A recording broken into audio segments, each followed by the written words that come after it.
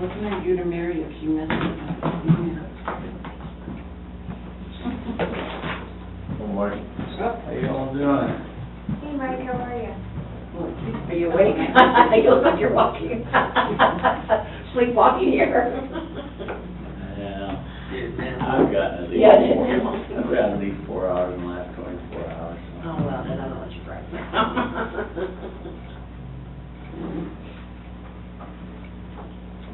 You gotta make passes for your email. Okay, what, oh, new email? This line's incorrect. I had working and now I don't. What's that? You're trying to retire early yourself, working all these hours? I'd have to go home and find my old one. Dang it.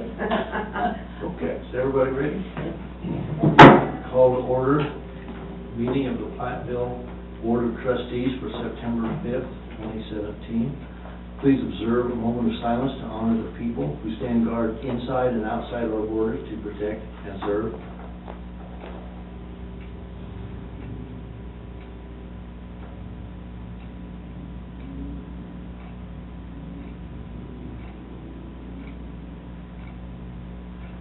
Thank you. Please stand for the Pledge of Allegiance.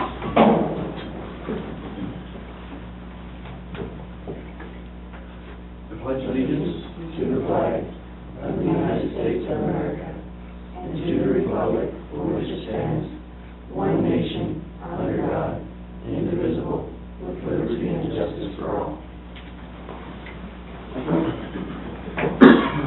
Roll call, please. Mayor Steve Nelson, Here. Mayor Pro Tem Hope Morris, Here. Larry Clark, Here. Adrian Sandoval, Here. Kim Nelson, Here. Michael Kelper, Here. Troy Blum. Here. Okay, approval of the agenda. Make a motion to approve the agenda. I second it. We have a motion and a second. All in favor? Aye. All opposed? Motion carried. Audience participation. Here to observe. Works for me. Thank you. Next, approval of the consent agenda, which is the regular meeting minutes for August 15th, 2017. I make a motion to approve the consent agenda as presented. Second. Okay, we have a motion and a second. All in favor? Aye.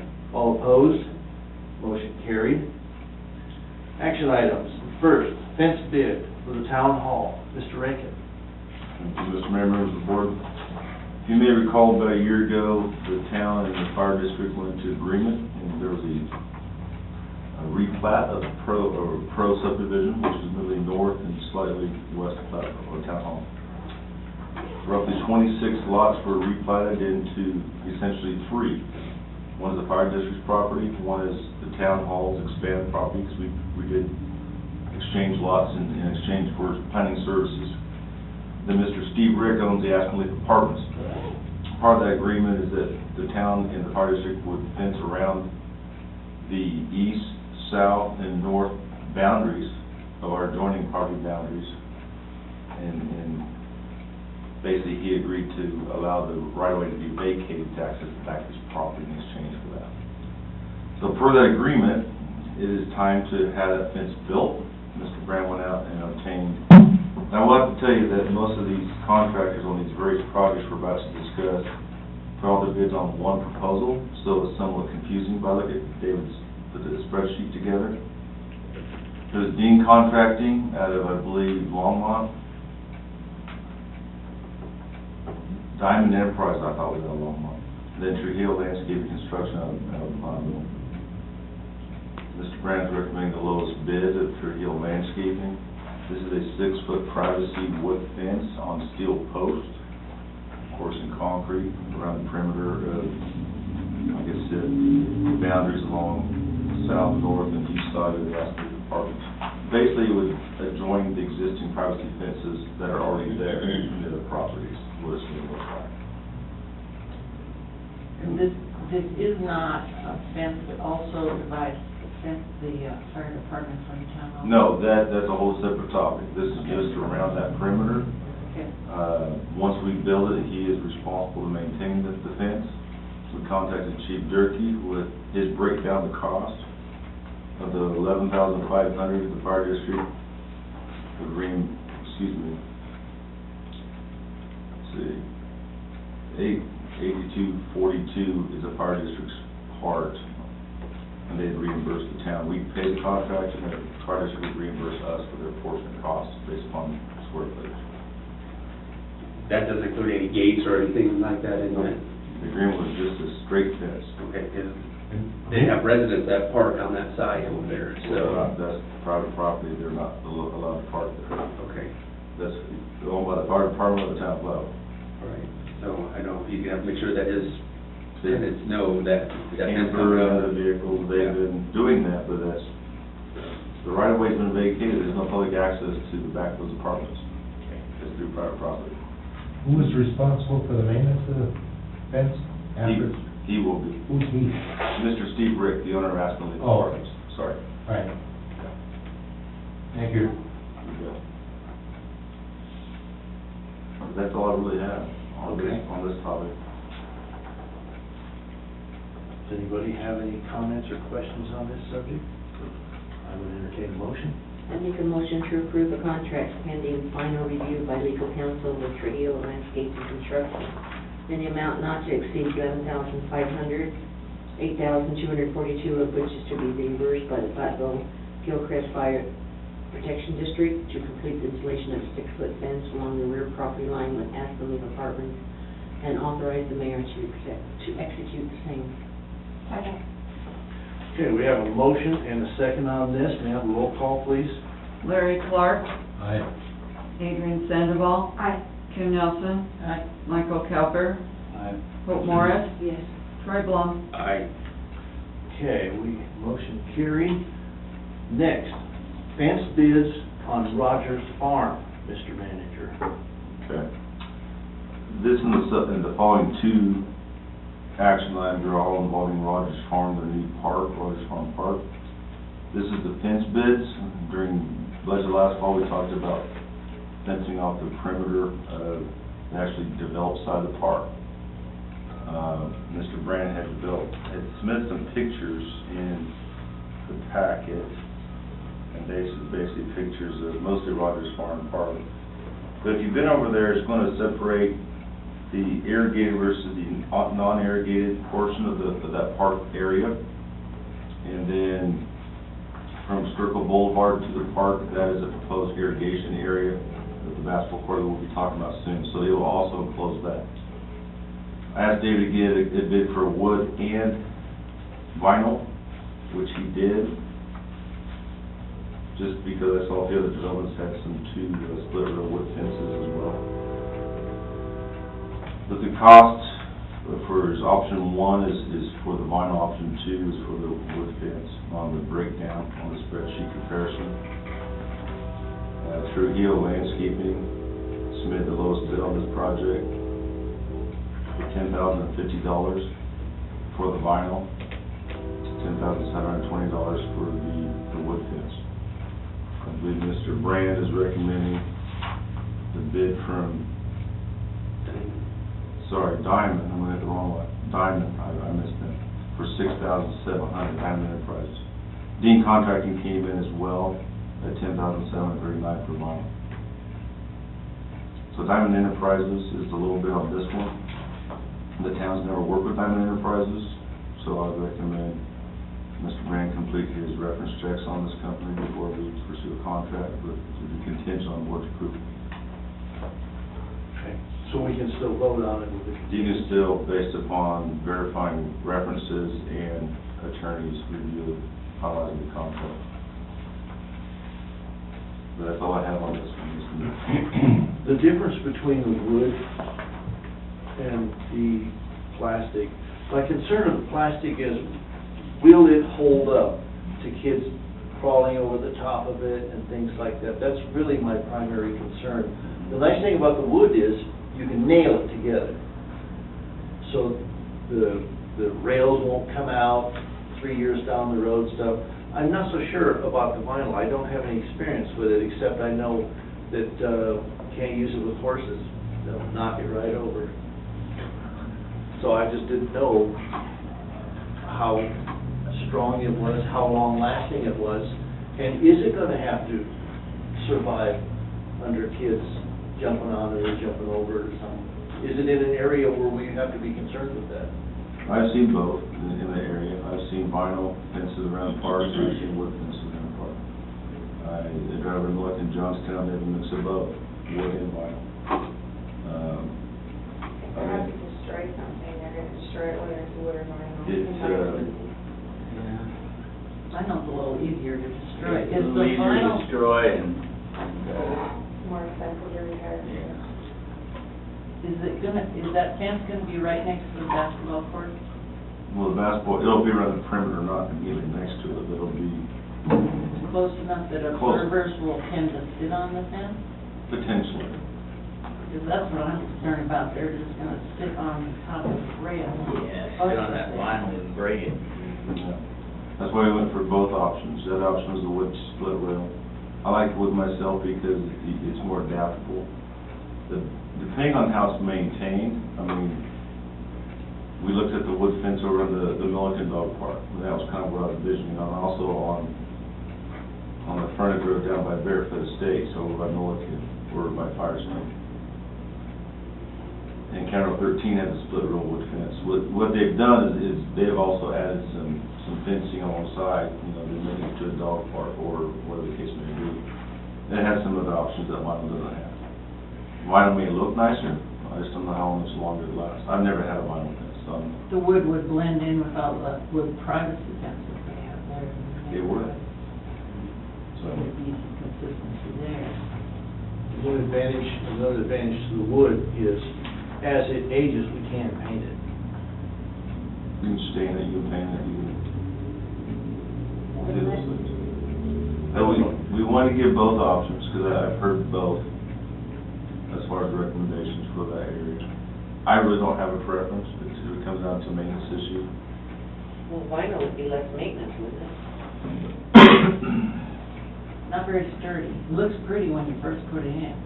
It's gonna weather better. It's gonna, It doesn't turn yellow. over time, vinyl's gonna do a lot better with the weather, moisture, sun, Yeah, that's what I like. so on. Will that stuff yellow? Yeah. It stays white. Right, that's impregnated all the way through. So this, Trujillo has a note down here that if we award them more than one contract, they'll make a discount on the bid. Did they ask how much the discount would be if we gave both projects to him? David asked, and he didn't give that exact number, depends on, because he did multiple bids, so it kind of depends on how many bids he received from the town. Oh, okay. He's trying to get work through the town, see what's here locally. I've never met the gentleman, so, They've never done work for the town before either? no. When you look them up on the Secretary of State, they're located in Longmont. Their thing said Longmont. Yeah. We haven't done any business with them? Not since I've been here, not that I'm aware of. Because most of the fencing has been done by Dean Contracting over the years. Concrete from various ones, but, So have we gotten references? Because, you know, I worry when, you know, they underbid by a significant amount in some cases, looking at all their bids. and I did have Mr. Brand, once the bids came in, Mike, I did have David talk to the contractors and make sure that they were following the bid specs and make sure they were bidding on the exact same with no questions. And apparently, Mr. Trujillo, Dean, Contracting Diamond, everybody came back and said that's what they did. Understood. Scary to have too many of the same company. Yeah, I worry. Bad job. You know, it's not a bad job, or they realize they underbid it and they walk away. Yeah, when there's a significant difference between a high and low bid. I remember from construction bid openings that the low bidder was always panic stricken as to what he forgot. Yeah. On this one for Rogers Farm, whether it be wood or vinyl, they're within 1,000 or 2,000. Yeah, those were pretty close. And, you know, there's another one we're gonna talk about here in a minute, but as far as the fencing for Rogers Farm, that's the one that's on the table right now. Yeah, I was thinking, well, this bid. Would the board consider wood or do they want vinyl? My vote would be wood. My vote would be wood. I think that's probably the first discussion is wood or vinyl. No, I'd rather have mine on, I think it's better. Have the board split on wood or vinyl. Adrian, what is your pleasure? I will go with the consensus of the board. I'm split. I know. That's a cop-out, but. Spoken like a true politician. Well, there's good and bad, pros and cons to both. Yeah. So that's kind of where I stand with both of those. I personally like the way wood look better. Right, but after a few years in the sun, I know, I do what know. mine is doing I right know, now. I'm with you. Nails are popping out. I just don't see the vinyl holding up. I think the vinyl's a lot more durable Sitting over on time. Is that your preference? I think it's in the best interest of the town, long term, to go with vinyl. I just worry about the kids jumping on vinyl. Yeah, I've seen vinyl where it has chunks out of it. It doesn't last with horses, I know that. And, you know, We're gonna teach throwing horses to rocks, play basketball out there? throwing rocks, jumping on it, and, the rail breaks. How well does the wood then hold up? How easy is it to replace those vinyl rails if they break? I mean, I would assume they that pop in they're and pop out 6 easy. I would assume they're 6-foot sections as well. Well, yeah. Right. I think But- it says. Yeah, they come in I think it sections. says. Yeah. But I mean, I've never dealt with a vinyl fence. Can you pop those rails in and out easily? Or do I you would have to assume they take the sit in a poles out? socket, so you'd have to move 2 or 3 posts, I would Well, guess. yeah, and if you knock a post out, whereas with wood, I've the seen them- rail falls or breaks, you grab some nails and screws, go get your new rail and hammer it up, you know? I've seen vinyl bolt fit Yeah. as opposed to screws or, How are they talking they're gonna do that here? Mr. Blum, do you have a preference? I like the vinyl because I think it looks better. And I think it's supposed to last long, that's why a lot of people are going to vinyl on some of these subdivisions. So the vinyl's supposed to last longer. If it gets dirty, you can take a hose and wash it off, or, so, you know, wood fence, the pickets, the kids can kick them out, and you gotta replace pickets, so. but this is split rail, right?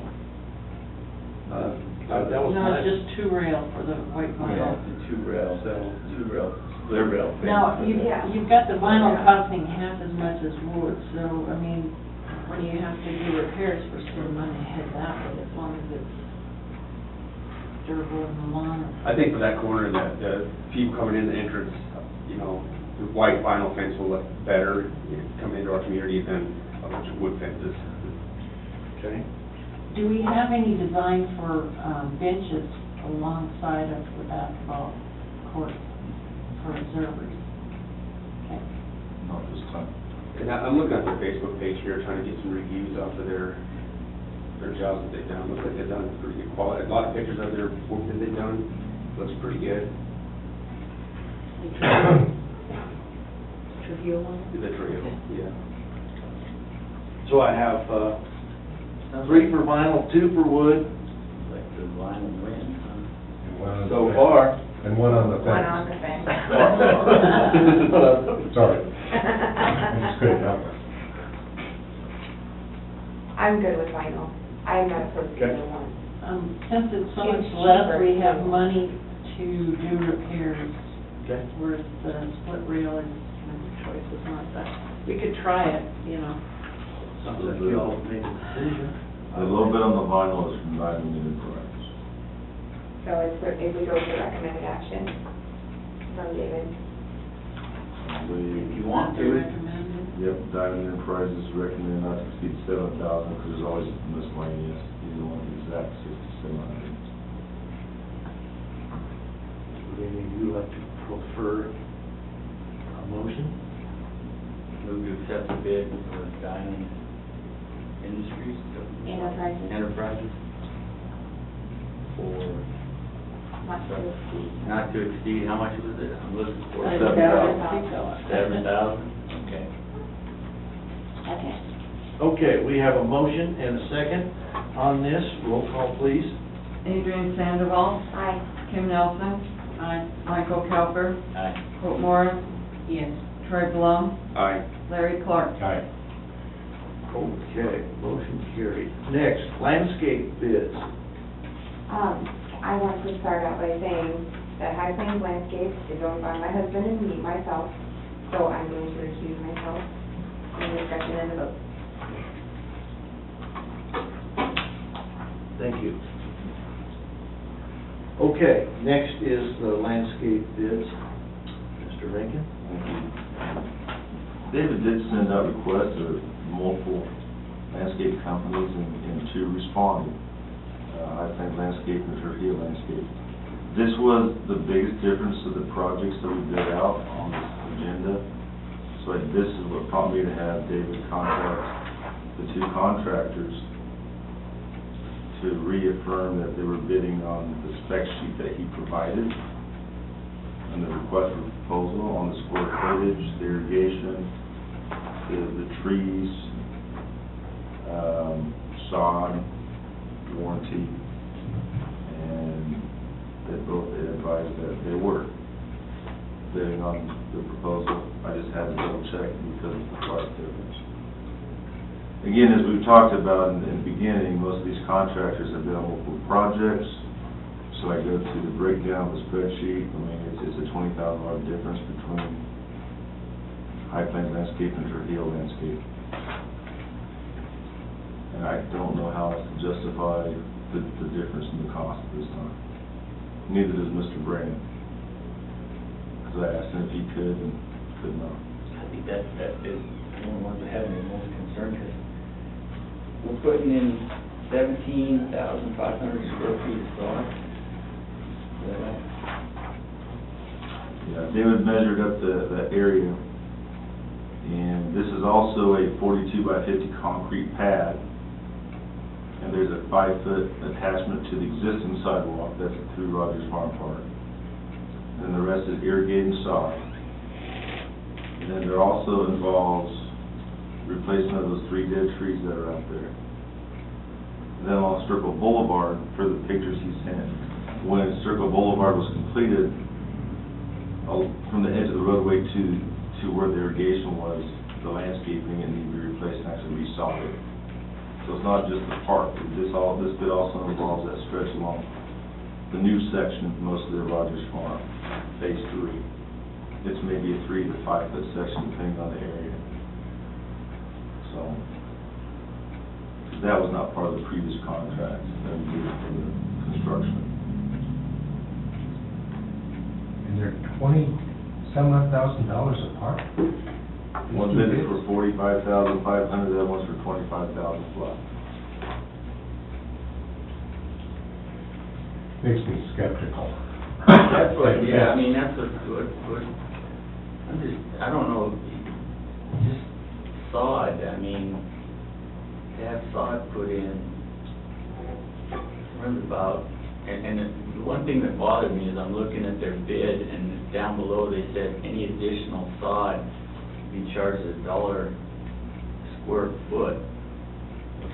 If you normally charge $1 square foot for sod, and you've got 17,500 square feet of sod, I don't know what the going price of sod is, but that's what kind of caught my eye there. If you could charge $1 square foot to install sod, and you're gonna bid this for 20 grand, and you're putting in 17,500 square feet of sod, and concrete on top of that, and trees, and dirt.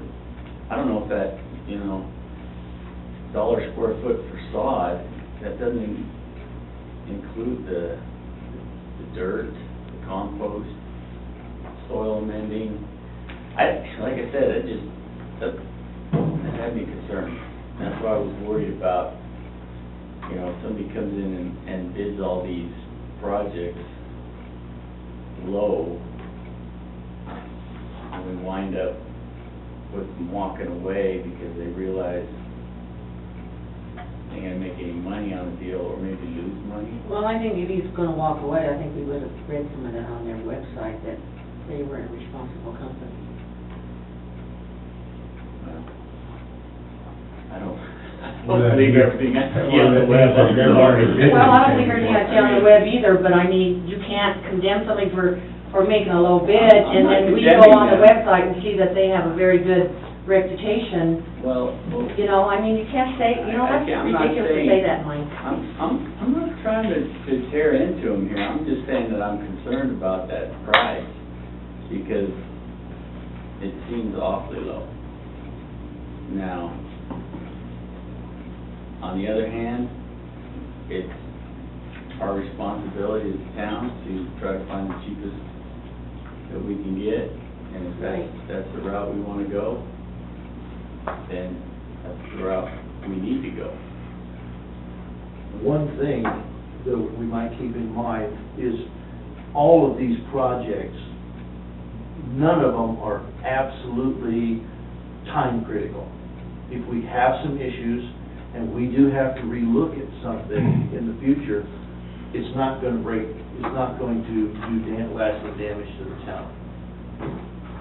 Well, with it already coming in September, the one thing about doing it now, and I noticed in the bids, there's a 6-month guarantee on the sod. To me, that doesn't do a lot of good.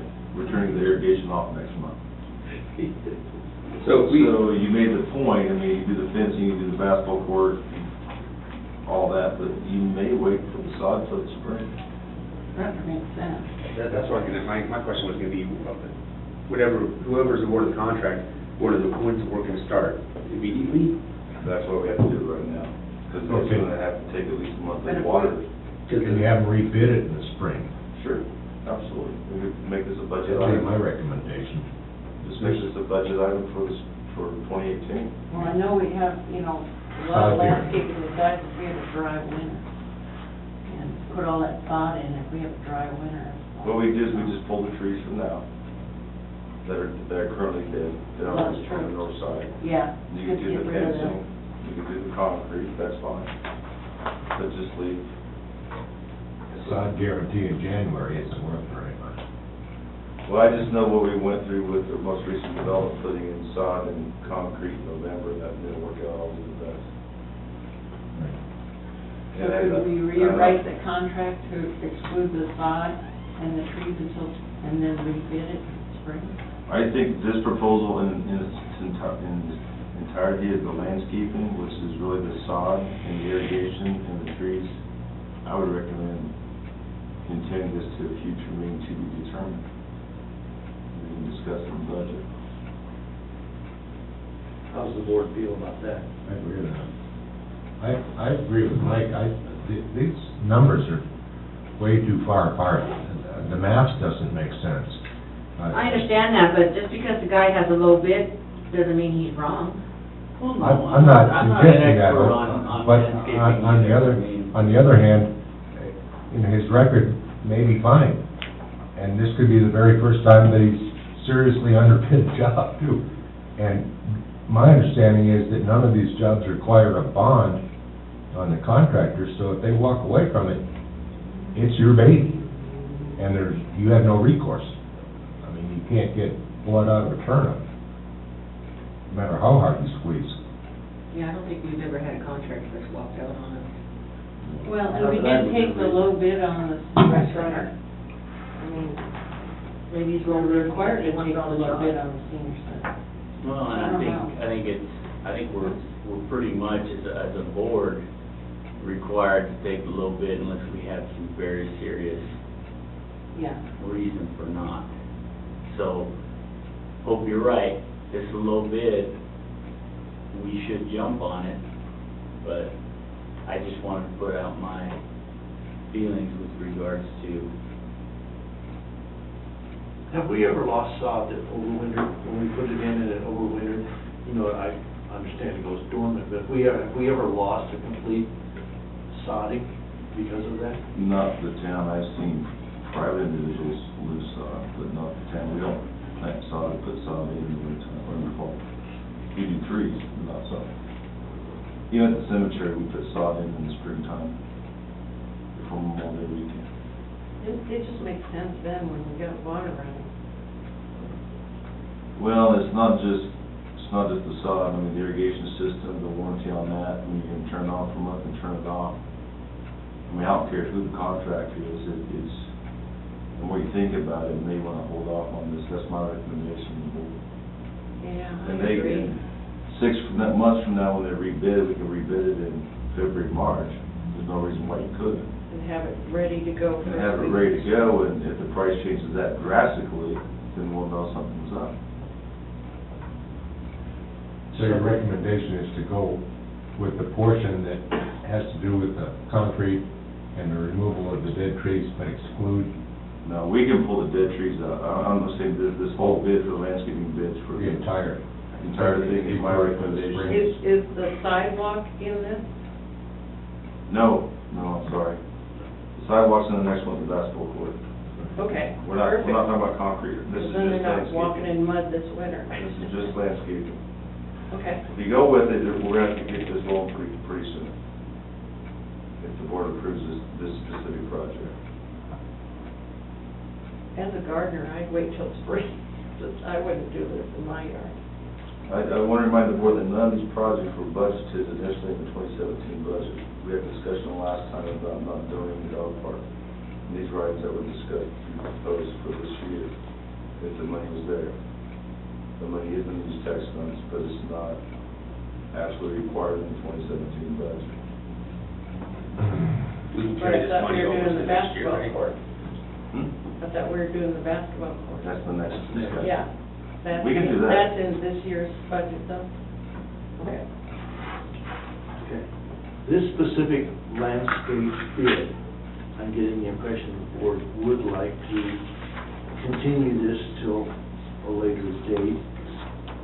If that is what everybody thinks, please make a motion stating that. I'll make a motion to suspend this proposal until when? Future date to be determined. Future date to be determined. Second. Okay, we have a motion and a second. All in favor? Aye. All opposed? I think what you guys are doing is a good idea, because I agree, the turf, I mean, overwintering it, you just don't know. So I think you all did the right thing. And Adrian, you get to live another day. What? There's always, there's always a spring. Okay, next, basketball court bids. Mr. Rankin. Now, this is specifically the concrete for Rogers Farm Park, partial sidewalk to attach existing sidewalk. That goes basically from Sturkle to the shelter, so the attachment there, basically where the sod ends and there's dirt and weeds. Northern Colorado Concrete, $17,950. J.D. Chavez Concrete, $16,950, and Trujillo Landscape, $14,100. Their bids are, this is more comparable, but their bids are in here. They broke it down cost per square foot, $6, $7, and $7.50 would break down for that to be. A much simpler process. The winter won't affect it, it's done sooner than later. Mr. Brown recommended Trujillo Landscape for a price not to exceed $15,000. For the pad, the basketball is separate, I'll deal with that separately, obviously. And then the sidewalk, pretty straightforward. And none of these are paid for until they're inspected and approved. Most of these, the material items, we typically give some money up front so they can buy material. This one, it'll be fairly quick. It won't take long to have them poured and inspected. You're asking for 50%, are you not? Yeah. They're asking for 50% on this one. That's what they do in all their bids on Trujillo Landscape. Every single one I notice is 50%. That's a standard in the industry. It depends, yeah. This time. It's all subject to negotiation. Well, I mean, with the contractors that we deal with, is that pretty standard, 50%? It depends, our shelter at the Veteran Memorial is 50, but you have to buy the shelter and order it. Some only want 25% down, some don't ask for anything until we have the first inspection. We've done a lot of business with J.E. Chavez. Mhm. Does he require any money down? He's never has. We know his quality. He does good work. And Northern Concrete, I don't think requires one either. They did our sidewalks last year, the patching, Colorado.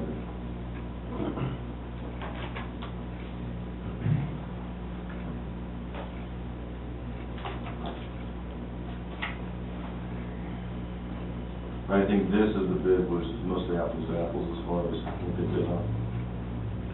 It's a much simpler process.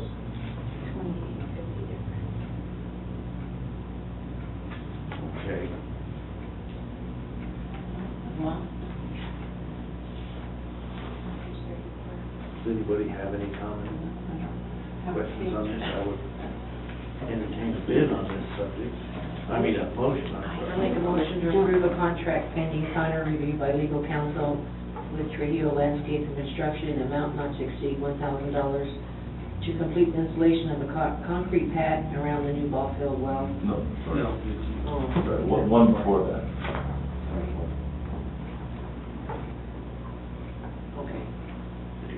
I'll make a motion to approve a contract pending final review by legal counsel with Trujillo Landscape and Construction in amount not to exceed $15,000 to complete the installation of a concrete pad, sidewalk, and goal post concession at the Rogers Payson at the Rogers Farm Park and authorize mayor to execute.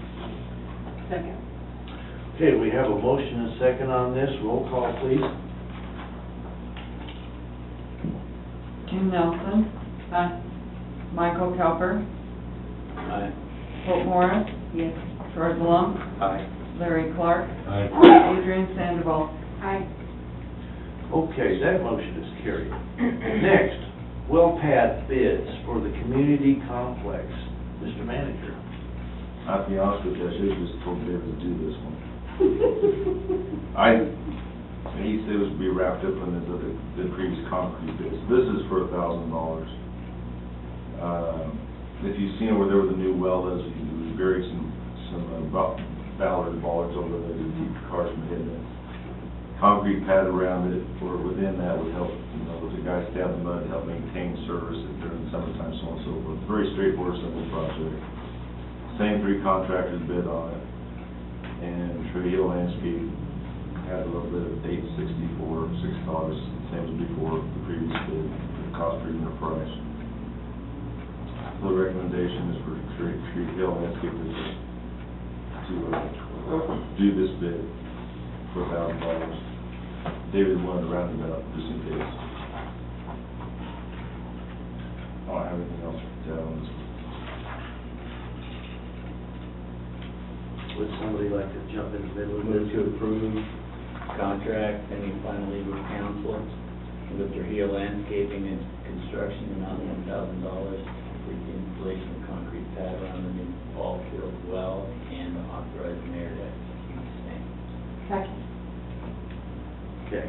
I believe that was the amount, $865, or did you want to say $1,000? $1,000, please. Okay. My recommendation. Okay. Very well. Roll call, please. Michael Cowper. Aye. Hope Morris. Yes. Troy Blum. Aye. Larry Clark. Aye.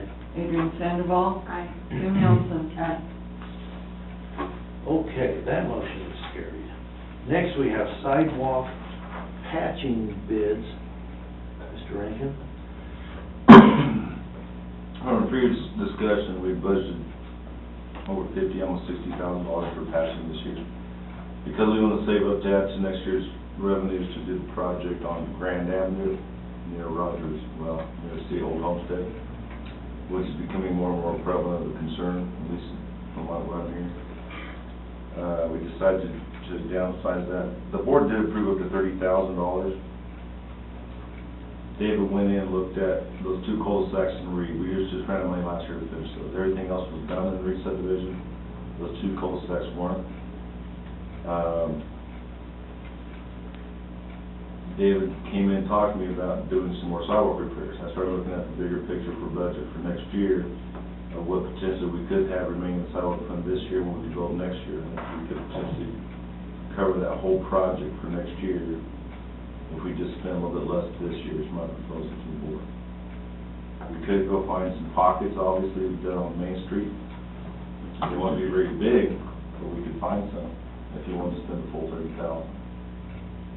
That was the reasoning behind it, my thought. My personal opinion is, get these taken care of, just like you indicated.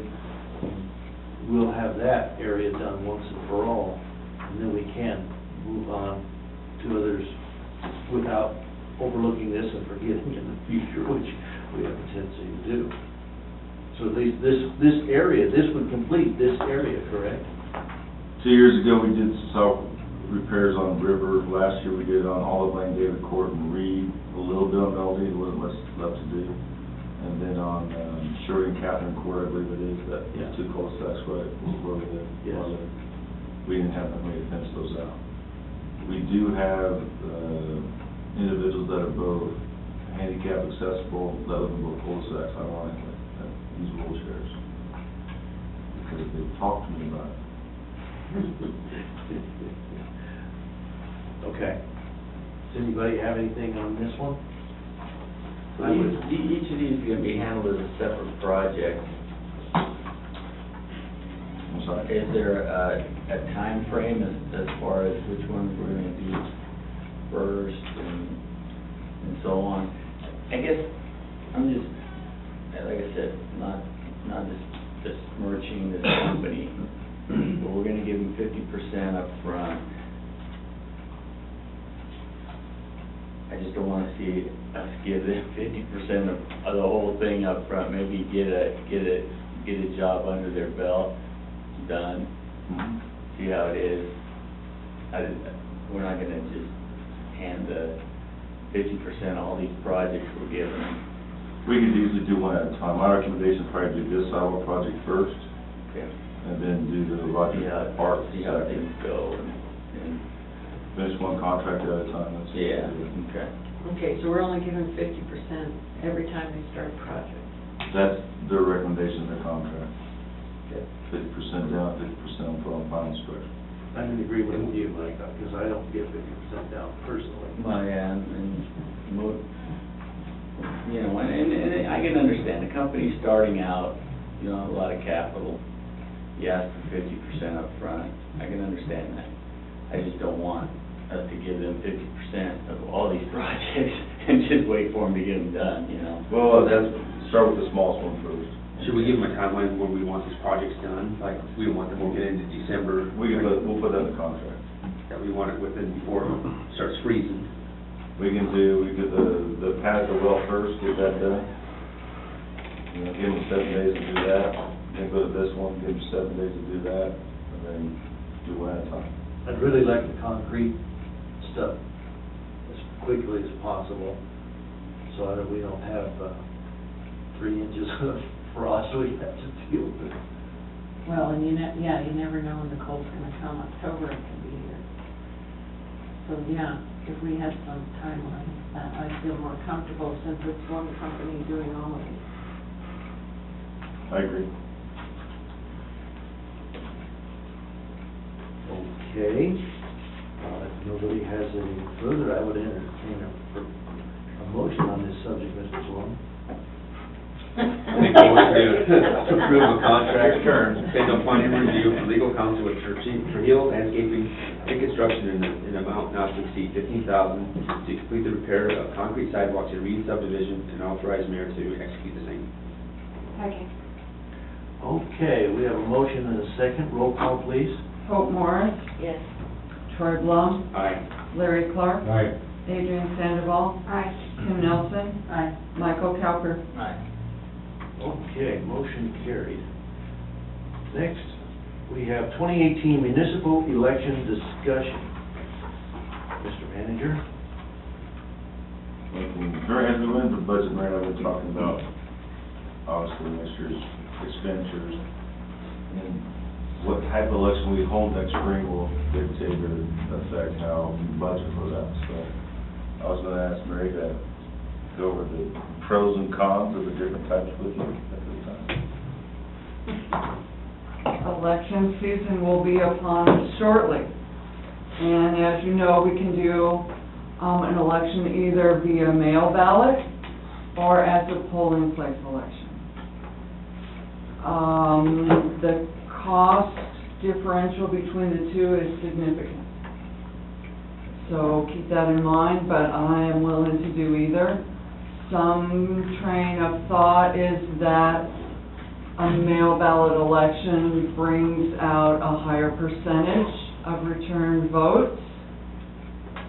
That's not necessarily the case, but the last election, in 2016, we had a 17% turnout, which is pretty sad. Yeah, But, timing is it. you know, I don't know that. The total cost for that election was $846. The difference with the mail ballot election is that the packet must be sent to every registered voter, including, they have UACAVA, which are predominantly military, but working residents who currently live overseas. The last election, we had 4 of those packets, all of which were returned because those folks had not updated their actual addresses. The cost to do a mail ballot election, it's difficult to say exactly. You have to have a ballot, a secrecy sleeve which tucks around the ballot that gives you your directions, and so that, you know, if someone comes in to vote, no one can see that ballot if they carry it in. You have to have a return envelope, you have to have an envelope to go out. Those envelopes have to be printed with the person's name. There's new legislation that requires us to manually match the signatures on each of those return envelopes to the signature in the Secretary of State database before they can be accepted. Then the ballots need to be separated and bundled into groups of no more than 50 ballots in a bundle and held until they can be counted. They can be counted beginning 15 days prior to the election, so it gives you more leeway with counting, but it generally means that you have more cost for judges, because I can't count those. It has to be a judge. It has to be someone who's acting as an election judge, yes, to maintain that, that area where we try to eliminate any kind of election fraud. So only certain people are allowed to touch them. Another thing that we would need to consider is, if you do a mail ballot election, in some instances I would have to cross-reference and see if in this case, but you have to have a place for people to deposit those ballots. It has to be videotaped and lighted and available 24 hours a day and secure. I don't know if our utility drop box would meet all those criteria. Do we have cameras in the foyer? No. Camera in the hallway and the camera outside in the parking lot, but not in the foyer. Okay, so we have to either install a new camera or reposition one. And with the mail ballot, we still have to have a polling place for the drop off. You still have to have a place open on election day, yes, for people who either lose their ballot or think they lose their ballot and want to come in and vote in person. Then you have to cross-reference all those to the ballots that you actually receive in the mail to make sure that they are not voting twice. And you have to have, that has to be a 7 a.m. to 7 p.m., so it would be the same amount of judges available during that time as it would be in a polling place election, so you're actually running both. But that's entirely up to you, if you think we can get a bigger turnout, because 17% is not very representative of the population. There's what, 800 and some registered voters? No, there's, at the last election was 1,468. Yeah. But they can do a mail-in ballot. No, They they request- cannot, they can No. request an absentee ballot, An absentee, well, that's what I mean, an absentee ballot. which is significantly the same, but processed differently from my point of view. To request a mail-in ballot, or an absentee ballot, any voter can request an absentee ballot for any reason. They can say, you know, I want to have more time, I'm not going to be in town that day, I want to talk to my husband and let him fill it out for me. Well, we're a veteran But- community, so, yeah, they have to travel and everything, so absentee ballot would be good. So they can request an absentee ballot and can drop that off at town hall anytime prior. You don't have to have the lighted and camera drop location 24 hours a day. Not for that. Not for absentee, no. But people don't understand exactly the difference. Maybe should But educate them. we can try to teach them. So we don't know what the cost is for mail-in ballot per ballot? It's with judges, I would guess $225 to $250 a ballot, with postage, printing, all the materials, and judging. But that's less than just having a ballot and a polling place? No, last year's Oh, it's mail. polling place, or 2 years ago, the polling place election was $846 total. But we still have to have that even with the mail-in. So we're talking about 4,000 for mail-in with the polling place. So we're looking at about $3,100. About $5,000 total. That's based on $225 a ballot.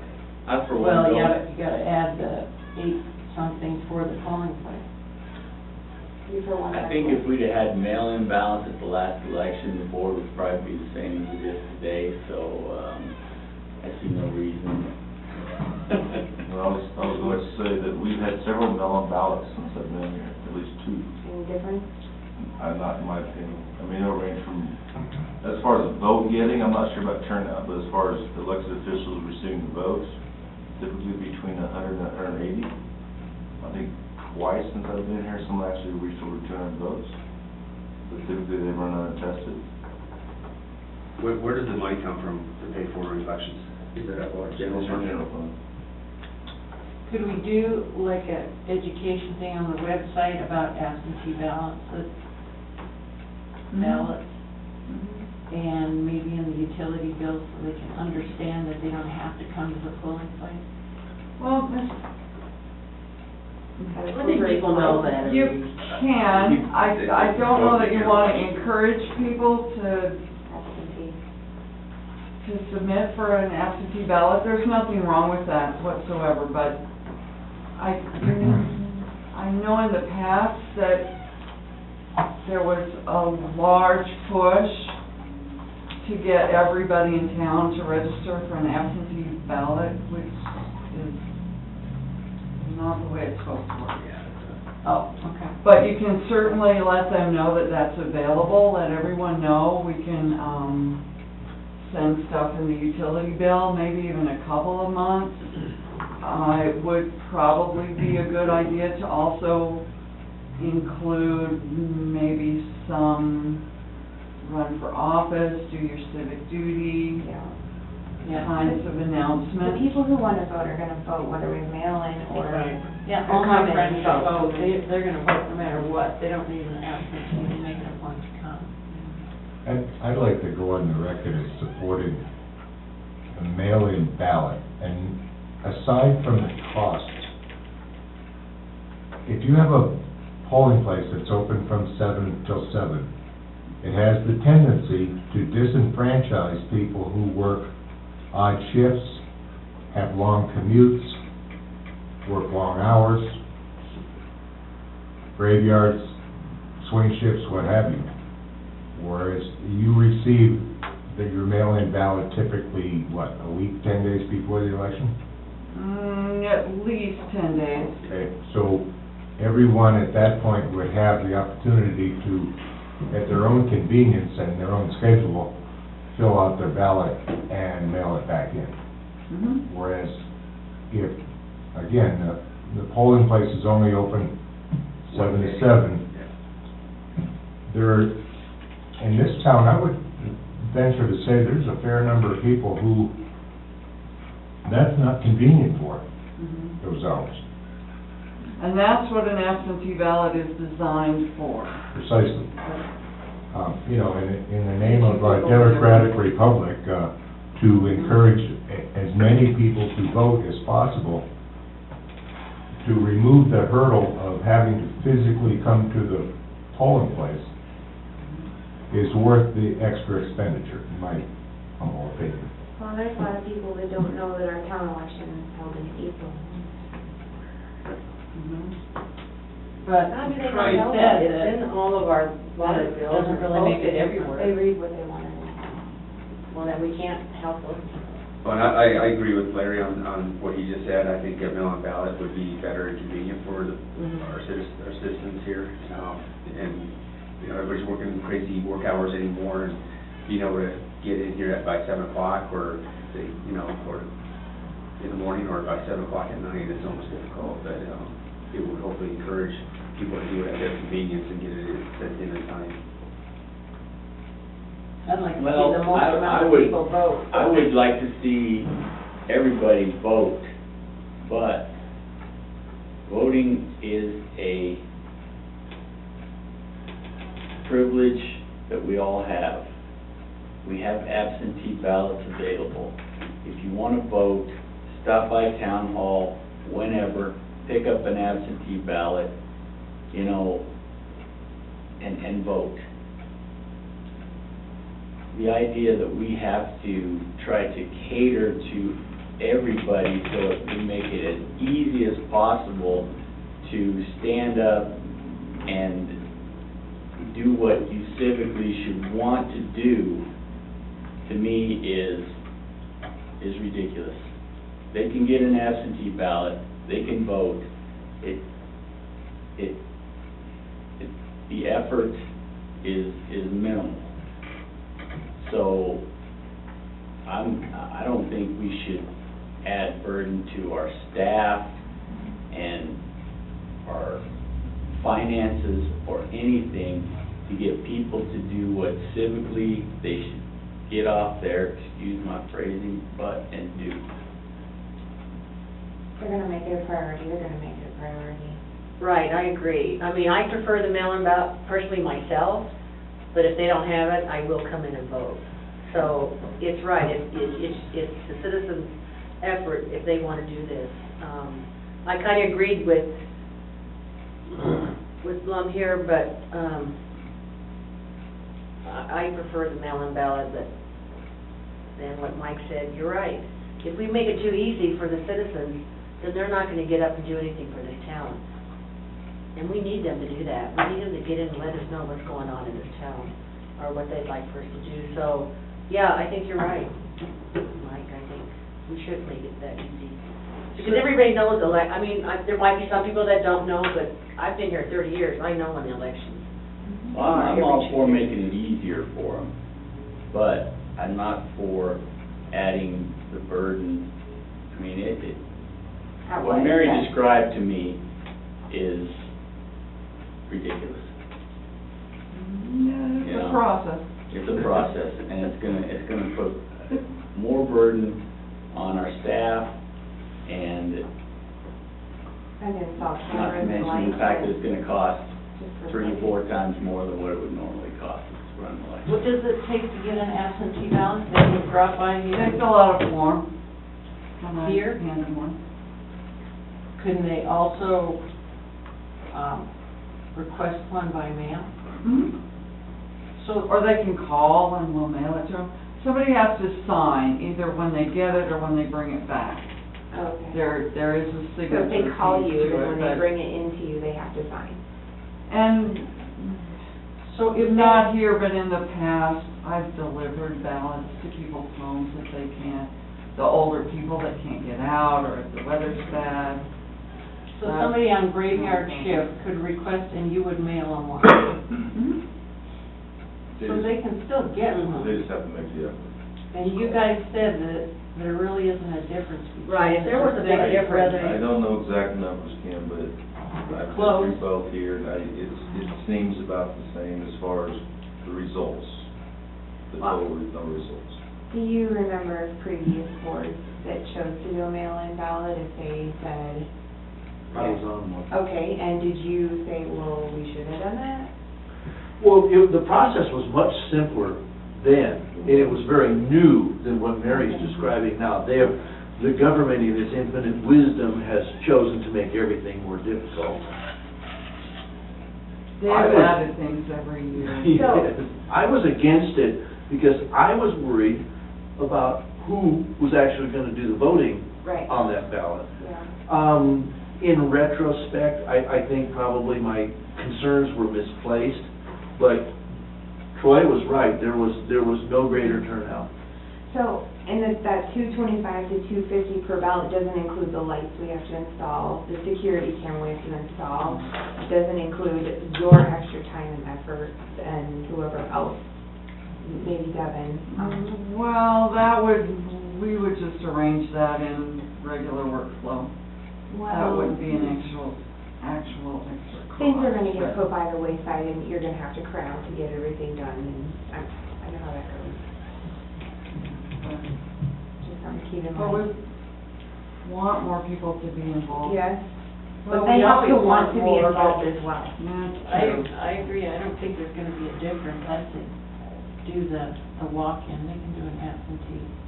If the absentee ballot is as easy as you're describing, make a phone call,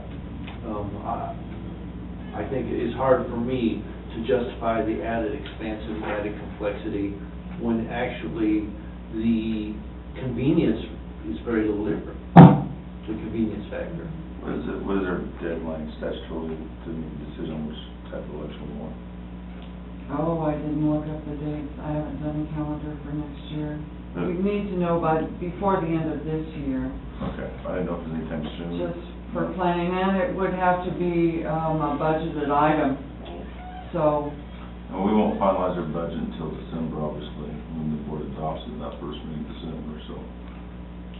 We still have some time if you change your mind, or if you want to go a different direction, but I think right now we'll just budget for a polling place election. polling place election. And if you would agree, we could, I wouldn't ask for a ton of extra money, but maybe we could, include in the budget additional funds for education. Maybe send something not in the utility bill, a separate postcard or Yeah.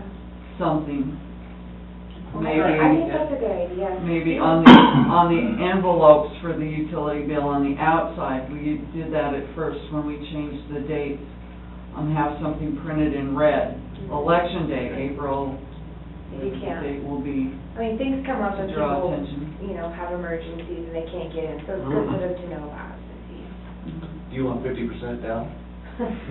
I'll take it. And you would attach something included in that about, the method by which one might get a absentee ballot? We can include that in the utility bills, or if we do a mailing, a separate mailing. How can I vote, and list all the ways.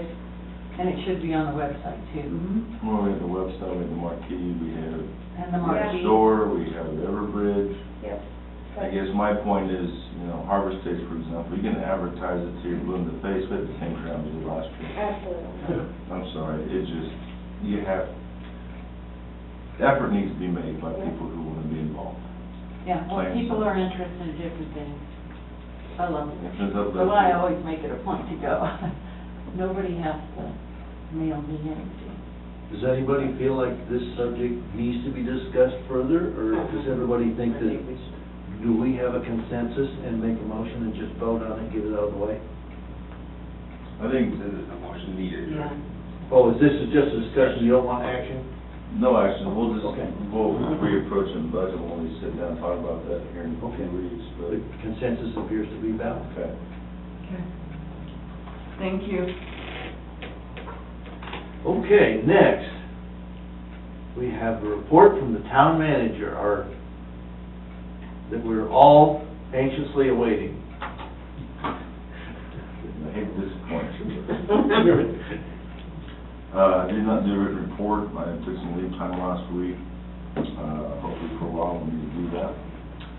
A couple of things coming up here in the Veterans Memorial, I went up there over the weekend and met with Mr. Evans, all the lighting has been installed.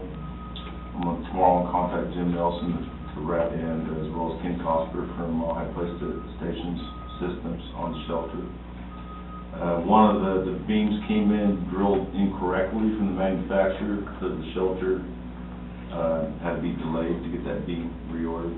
It should be done sometime this week. Most of the concrete's done, we have to work with the landscaping. I know there's a meeting, I think, on Thursday this week to talk about design and landscaping. I did submit a grant on behalf of the Platteville Rotary Club for around $11,000 to $12,000. Maybe higher, 15,000, I think. 15,000. 15,000. But that won't be decided till next spring. But that would cover probably most of the landscaping project, part aspect of it. I'm still hoping to have most of it or have it complete by the end of this month, pending some different various issues, but things seem to be going well. How's the concrete look? Concrete looks really good. Lights look nice at 2 in the morning. Mhm. The rest of us aren't out there working like you. So it still has a way to go, but it's good, a week from Wednesday, next Wednesday is September 13th. In the morning, I will have a pre-construction meeting with TCC Construction out of Windsor to talk about the senior center. And then at 11, we will have a informal or formal, what do you want to call it, groundbreaking outside the community center. TCC is going to bring a few ceremonial hard hats and shovels, and the seniors have been notified. And we have some leftover eating items from Harvest Days that we're going to grill up, cook up. No, I want that. Will the shovels be gold? Uh, No. Christie wanted to paint them gold. We've got a little bit. We have enough for lunch. Are we still wanting Aubrey to take the photos? Do I need to get a hold of Yeah, her? that'll be fine. Okay, I'll get a hold of her. That's We'll do- Thursday. Next Wednesday. Wednesday. Do a 13th, do a groundbreaking about 11, then let's follow it right after that, about 11:30. We'll just take a big grill over out back, and I'll have the guys cook some food up. And we won't infringe on their nutrition, we won't get in trouble with the Department of Health, so. Are we inviting any media out there? Do we call ABC and I am going to start sending out a couple of Everbridge notices, we've got their website and marquee, I think it already is probably. Like some Send 'em a local or sample. the newspapers that cover our area? Really don't know what the Herald Voice, What were you gonna contact say? Fort Lupton. I'm gonna try, I have birthday day, but I don't think I can get it off, I'll try.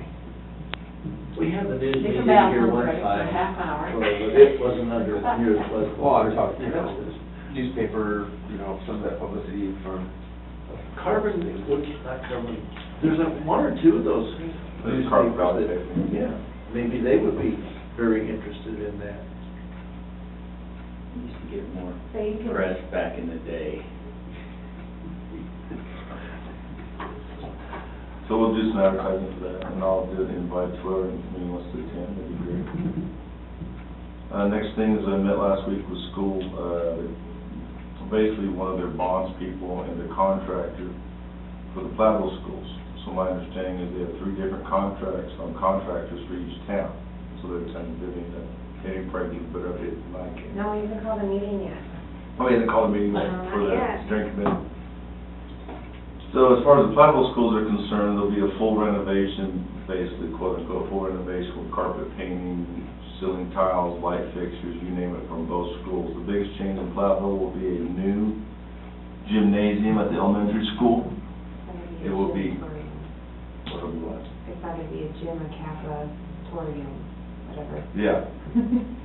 You know, the smaller gym will actually be used more exclusively for eating and so forth, because right there by the kitchen, and then they have a stage for their ceremonies or their concerts. But, we sat down, saw the design, met with Steve Lathers and David Brandon and Ben, and so that's the biggest thing going on. Part of it is, and I recently went through this, and this is just my personal perspective. My son last Friday played for Valley at their first varsity game on the brand new track. Beautiful facility. Football field, the track's coming soon. From what my understanding, talking with Mr. Rangel, is, you know, that was the easiest thing to get done the quickest, get it out of the way. The hard part's coming, because it takes a lot of design and time to work out all the permitting through the state. They go through the state, not locally. And work, and the engineers work with us with the water and the sewer. It's not easy, we don't have enough water supply for them. So they have to put in some pressurized systems for the sprinkler system. Just takes a lot more time in a short amount of time since that bond was approved. I'm not making justifications, I just, from my inside knowledge, I think they're doing a good job for our kids, so. Earlier today, I had a development review committee meeting with Mary and David, had Steve Lathers, Kendra Carberry, and Melissa Kendrick, talking a little bit about prospective buyer of West Farm, and a possible idea of how to, not necessarily develop it, there's some other options. I'm not going to go into detail, I can't this time, but part of it is getting that road improved in the next year to 2 years, from 21 to the sewer unit. I think there's a strong possibility of getting a developer to pay for that, so. But the board needs to know that the West Farm development was approved in the end of 2009, beginning of 2010. The board at the time gave Mr. Jensen not to stand 3-year vesting, but a 15-year vesting period. Well, I thought it was 7. 7-year vesting on the road improvements. So I talked to Mr. Jensen over the summer, stating that I was about to approach this board about a possible de-annexation if he didn't come through and doing the road improvements. It's business. I've been, since that time, been approached by different developers who want to purchase it and develop it. Because if we de-annexed it, there would be very bad blood between us and Wolf County. Yeah. So, but long story short, I'm doing my best to try to get something in that will get the road improved. Sorry, where is this property? It's, if you go across, from the sewer lagoon, across 32.5, right across the bridge, 600 acres on both sides of 32.5 to 21. Okay, It's on our zoning map. okay, thank you. Yep. I think it's essential that they're doing the road because we don't have money. No, it was never intended for us to do it. Yeah. But some of the promises made and the things that were to be completed by the developers or the property owner has not been done. My job is to find a way to get that. I see. So, Good. later this week on Thursday, we'll go to the Upper Front Range Transportation Region meeting. And this is just a small book, it's not a full treat. I'm gonna give this out to you. If you don't mind taking one, pass it around. It's a big meeting. Number one is the CMAQ vehicle, so I want you to see how the committee goes through these. Platteville, Gilchrist, and Will County submit CMAQ requests for vehicles. Gilchrist one, I did 2 for Platteville. No one else really bid, so, or submitted requests, so Will County submitted 6 or 7. And there's still about 100,000 left to be decided on. So I want to bring that up because if there's an opportunity to get a third vehicle for Platteville, I'm assuming at 17.21% of full market value, you'd be willing to do that. Is that for Mary? And the next one I'll talk about here in a second is a call for, not a call for projects, but amending our transportation plan. It's called the 2025 Transportation Plan. Getting 66 and Main Street project on that plan so we can actually get some funding. So first, going back to the CMAQ, in the last 6 years, the town of Platteville has received 8 vehicles, 4 public works, 4 police, all brand new, either pickups or SUVs. The average vehicle is $45,000 brand new. So out of $360,000 worth of vehicles, CMAQ paid $298,000, the town paid $62,000. So it's a good program, I like to continue it. So what kind of vehicle, what kind of vehicle, would you get, a truck or a SUV? What are you looking at? Well, the police is looking for another SUV type, because they already have 3 pickups, and you can't get a patrol car for police. And then Public Works would be replacing Mr. Brand's vehicle, and I'd use that for code enforcement, because it's still in good shape. But an opportunity to get a $45,000-$55 vehicle for $7,000 is pretty good. Yeah. So, We don't know how long that program will last. we don't, so. So it's good to do it while we can. Right. So that'll be decided on Thursday. I go into exec session with the Upper Front Range Executive Committee at 12:30, then at 1:30 we come out and meet with the entire group, and we vote on the recommendations, and then it goes. The nicest thing is Elizabeth Rolford from Will County, because each town is required technically to do their own application. Elizabeth writes all the applications for us. We do our bids, but she bundles it under Will County. So the Board of County Commissioners then in December vote to approve this project, knowing that us and Gilchrist would reimburse them for our costs. That's how it's been working. It works out very good. Plus, by doing a package deal, we've been able to get the best bids from the vehicle manufacturers, the dealerships. We do it by bulk, not individually. And dealing with the Federal Highway Administration is not the easiest, and Elizabeth is very good dealing with the Director of the Federal Highway Administration. So it works out very well. The second part of the information, it shows, I think Estes Park, Platteville, and one of the community has submitted requests to amend the transportation plan to include specific projects. As you can see, Estes Park has a lot of them, a lot of different projects. I submitted primarily the one for 66 and 85 when I spoke to Jim Flesher, who's putting this together for the Upper Front Range. We talked about the design costs, and based upon the engineer or the planner that I spoke to, it was around $350,000. So that was the one number you see. Then he said, how much to build it? I said, well, talking to CDOT and Johnny Olson, it could be $3 to $5 million. So he plugged in the $5 million number for the construction part of the project for Platteville. And other than Estes Park, I can't remember who else submitted a request, but someone else did.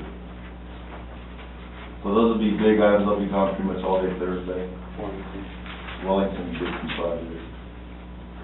And you need your glasses, but it shows the current list of the 2025 plan. There's a lot of money being requested, and there's not much money available. Our region alone gets around $225,000 annually. And there are probably 40–50% of those projects that are much higher than that just to do it. So part of the goal is to take that 225 and take a small piece out every quarter, every year, to finish smaller projects. Patmore has a small project of design, Wellington has a small project, Estes Park has a small project.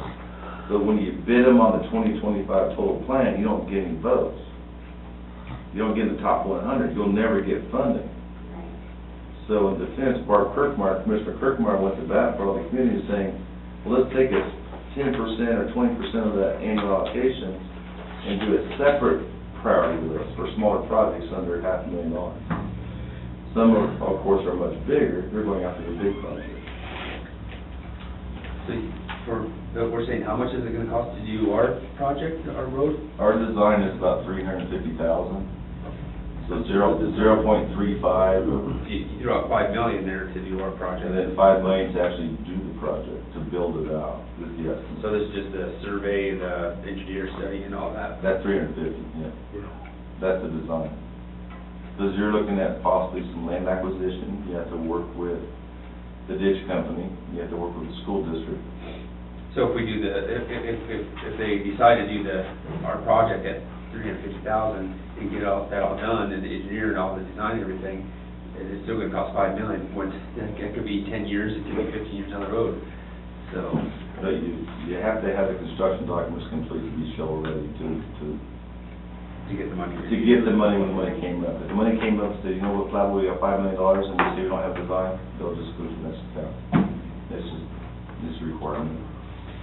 Time it gets done, we could all have hover cars and just. I was gonna say, how good is that drawing for it? What's that? How good is the drawing, the construction documents, how long are they good for? Unless something significant, I asked, FHU, the head, the guy that did the program, he's the one that I talked to, and he's the one that really wanted to see us pay for this, and they wouldn't pay for it.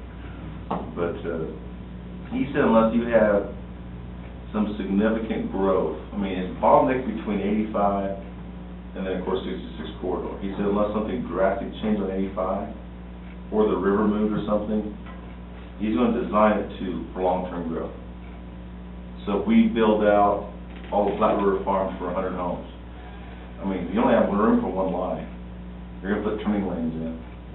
You're gonna have curb and gutter and sidewalk on both sides. You're gonna have a raised median, so you can't turn in illegally till those right in, right out to your gas station. The raised median will be from 85 all the way down to Division. Of course, you'll have an opening there at Main Street. And you have to enlarge the storm drainage, because in 2013, that water back flooded north along Main Street to the Dollar General and the elementary school. The storm drain's too small. So, those are the aspects of it. I don't know if I answered your question, Adrian, but they try to design these for long-term growth. Well, if West Farms come in, is that enough significant growth? It could be, but I don't know how else to change that intersection. No, yeah, I know you're saying. Yeah. If West Farms comes in 20, Road 21 and 66. Yeah, absolutely. It's gonna be It's gonna be the number one area. a priority. 21 will be a very dangerous intersection. It is now, yeah. So, Get marked both ways. but part of the update is, as of right now, the Upper Front Range is not putting any money toward the 66 PEL. Because the Upper Front Range limit goes to Miller Farm September 19, then it becomes Dr. Cog. So from 19 to Platteville, the Upper Front Range Transportation Region, they're not doing any studying, any improvements on that section. Back to the Bermuda Triangle. How's that doing? At the last meeting, they said, would you rather have money to do a study, or would you have money to do construction documents for 66 and Platteville? I want construction documents. So, I'll give an update at the next meeting after on what happens here. I'm very comfortable that we'll get some funding for some vehicles. The other one's gonna be more diplomatic. Are any of those vehicles, can we get automobiles? Or is everything a truck chassis? I wanna try and see if we can get if they are willing to give us a third vehicle, say us and Gilchrist, Will County already get 7, because there's an extra 100,000, you get 2 more vehicles. And usually that money can't roll over, you gotta spend it. Right.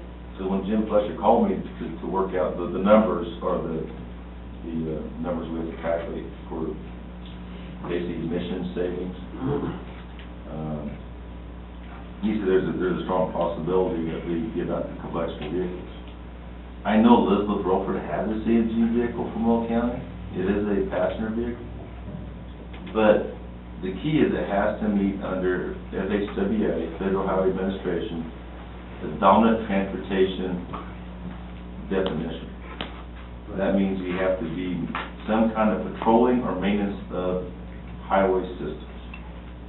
We can justify public works, we can justify police. I can't do the seniors, I can't do the front office. It would be nice to know if we have some latitude. It would be, but Like if maybe some of the police officers, maybe it would fit, a smaller vehicle would fit them a little better, like the county has. I was just curious if something like that. I don't think the county has any CMAC vehicles for patrol. I know Fort Lupton, their fleet is all CMAC, and they're all SUVs, so they have better CMAC. Yeah, I was just curious if there is something smaller, maybe. I can look, but I... Yeah, just ask them if, what we're restricted to. That's what I'd like to know, what we're restricted to, if we can look at different kinds of vehicles. Well, And when we get a cement vehicle, maybe down 3 years down the road, can it be moved to, okay. Yeah, we've been asking those questions. Yeah, just have to start out there.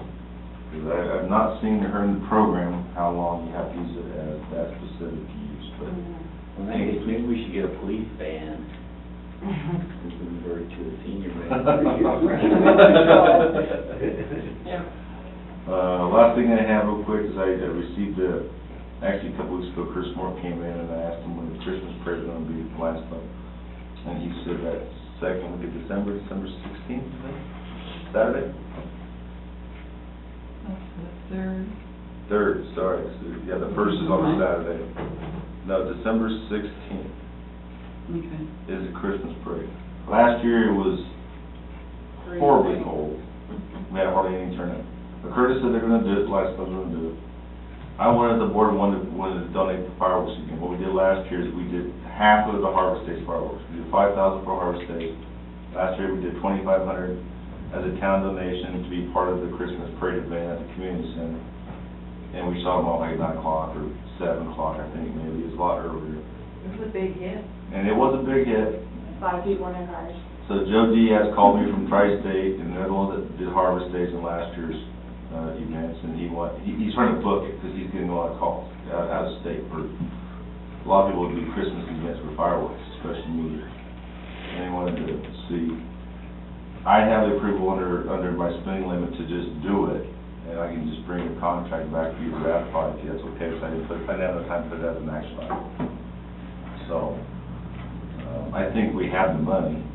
I'm pretty sure we have $2,500, so. I think we could scare it up something, But I support it. I think it's a great addition to draw some more people out for the Christmas holidays.